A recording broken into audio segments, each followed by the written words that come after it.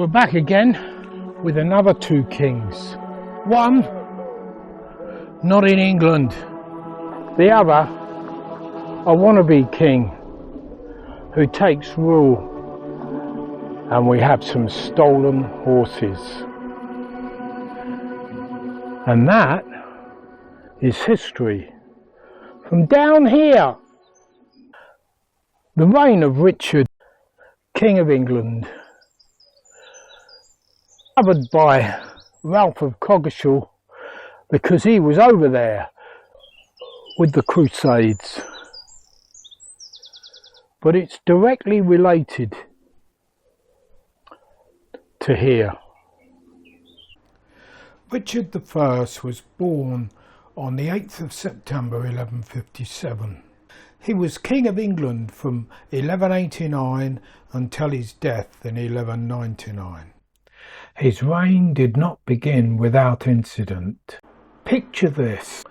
The year is 1189. England stands on the cusp of a new reign.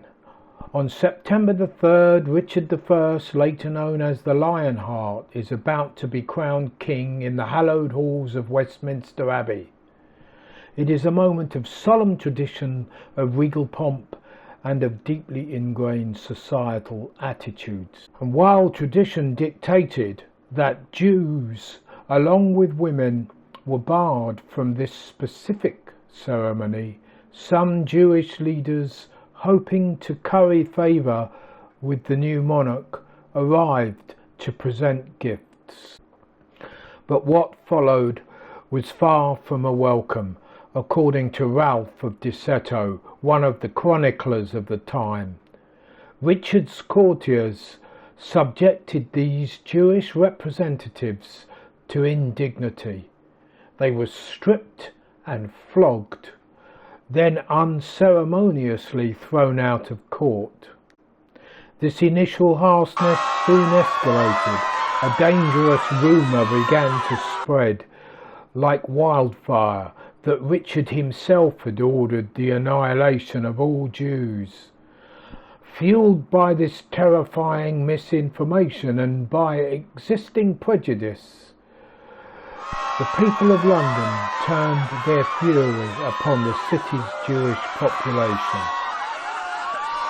However, the narrative wasn't entirely one-sided in this condemnation.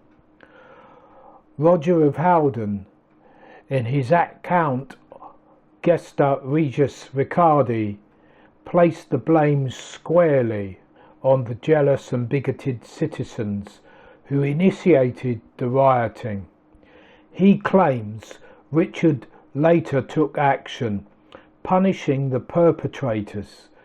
He distributed a royal writ demanding that the Jews be left alone. Howden also notes that Richard allowed the Jewish man who had been forcibly converted to return freely to his faith. There's a story in one of the old British Robin Hood episodes where Robin of Locksley, who's Robin Hood, encounters King Richard, who'd come back from the Crusades, and he helps the king. That story, as far as I can find, is just fiction. After Richard became king, he did not stay in England for very long. He and French noble Philip II agreed to go on the Third Crusade. During Richard I's absence from England for the Third Crusade, William Longchamp, the Chancellor of England, initially governed the country. Although absent, Richard still maintained some control. However, Longchamp's rule was challenged and ultimately replaced by Richard's brother, John, in 1191. John was King of England from 1199 until his death in 1216. Much of John's reign was occupied trying to regain lost territory in France. England was under threat of invasion from French nobles. After a dispute in 1205 with Pope Innocent III, John became excommunicated from the Roman Catholic Church.